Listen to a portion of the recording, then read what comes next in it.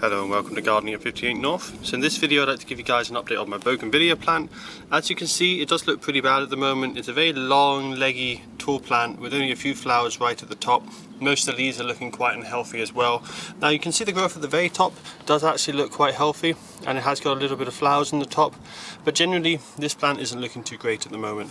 And the main reason for that is the size of the plant is far too big for the size of the pot.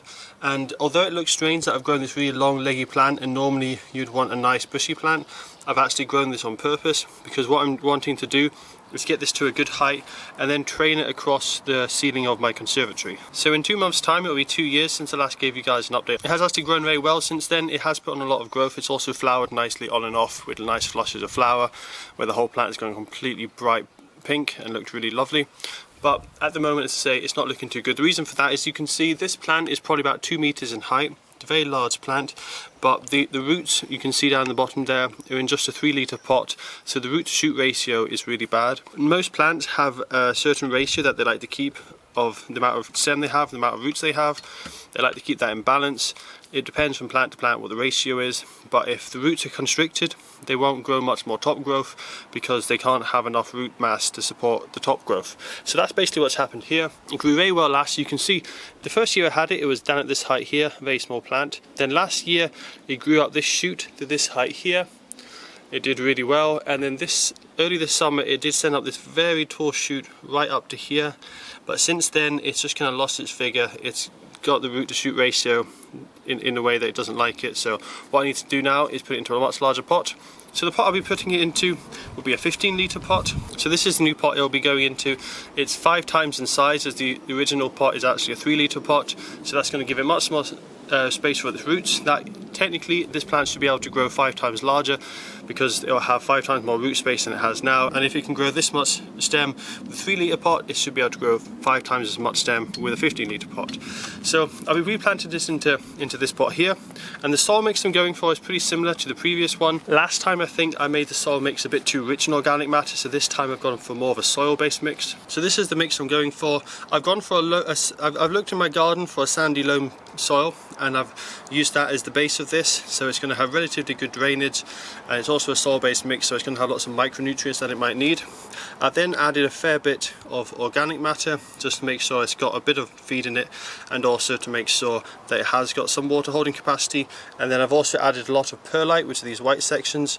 You can't really see much of the perlite because when you mix perlite with a soil-based mix, it tends to go dark brown. So you can see this is actually a bit of perlite here, but it's kind of gone dark, so it's harder to see. But there is quite a large percentage of perlite in this mix as well, just to make sure that there's plenty of drainage. This plant, it does grow quite well in Mediterranean climates. It likes to have a fairly well free-drained soil. If the roots get waterlogged at all, it doesn't really like it and the roots will rot off. So you need to make sure it's a nice free-draining soil. So I'll just go ahead now and repot this, and at the same time I'm going to be putting in a stake. The only reason this is supporting itself is because it's against a wall. It's the same in my conservatory, it's only got the wall to support it. So what I'm going to do is I'm going to put in a bamboo cane as well, just to give this some extra support so it doesn't fall over. And then what I'm going to do is allow it to grow a little bit taller, and then once it's got to the height of my conservatory, it's then going to grow along and it's going to form a nice backdrop on the ceiling of my conservatory. So as I repot this, I'm just going to make sure it's planted at the same height in the compost as it was previously. I don't want to bury the stem, otherwise it could start rotting. If I leave it too exposed, then I'll be exposing the roots.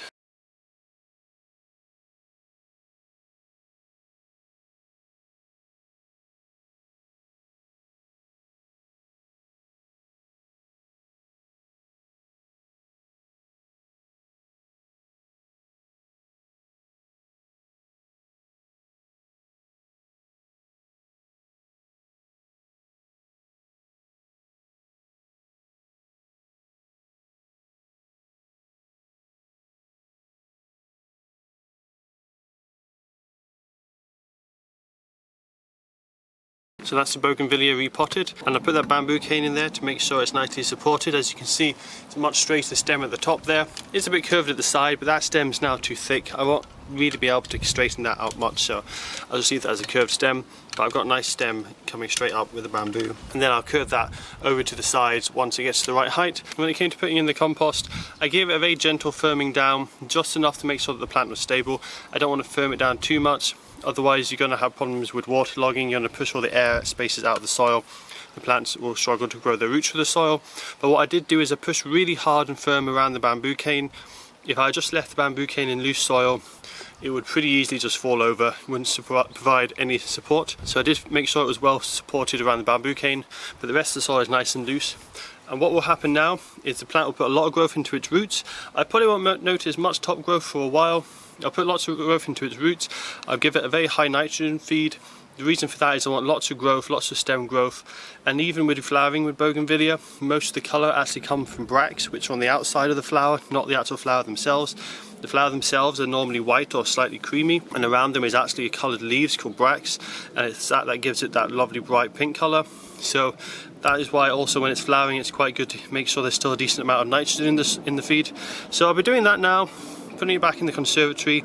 It's the middle of July right now, so we've still got a couple of months of warm weather, so this should grow really well. As I say, I know you probably won't notice much for the first month as it'll be just growing roots, but later in the summer it should put on lots of growth and hopefully a really nice flowering display. So I'll give you guys an update at the end of this video, which will probably be in a couple of months time, and we'll see how much it's grown. So it's now just under a year later. I was hoping to give you guys an update at the end of last summer, but it was quite busy last summer and I forgot about this bougainvillea. But as you can see, it's doing really well. So the original stem that you saw last summer was this stem that comes up here and goes off to the left. That hasn't really grown a huge amount. What happened for the rest of the summer after I repotted it is it grew these new stems off to the side. There's quite a bit, you can see just down to that one there. Quite a few stems coming out the side there. So they grew most last summer, and then over the last month or two, so June and July, it's basically started to flower and it's put on a little bit more growth. So it's got a quite good display on now. It's looking pretty good. I'm quite happy with how it's looking. Not really any growth lower down, but the top half is looking really good. It is starting to lean, so that bamboo cane is getting a bit weak for it now. It's starting to come over. But certainly it's looking much better than it did before. So what I need to do now is I need to think about tying it back. I need to put up some supports on my conservatory wall. The idea is it's going to grow along the conservatory wall here. It's now big for me to definitely take outside, and so that's why it's in here permanently now. So I will have cables up there. They'll grow in my conservatory. I'll train it along the cables, but that's going to be another video. This is just a quick update at the end of this video to show you how it's done, how well it's responded to the pruning. I'm really quite happy with how it looks. Now it's just starting to flower now, but normally I find it does flower on and off for the whole summer for me. So this is the first show of flowers, and we should probably get an even bigger display of flowers later in the summer. So that's all for this update on my bougainvillea. I'm quite happy with how it's responded with the bigger plant pot size. And once I get it trained up, I'll probably actually need to get an even bigger pot for it because it's really going to grow quite fast. But I'm looking forward to all these beautiful flowers that it's going to give me throughout the summer.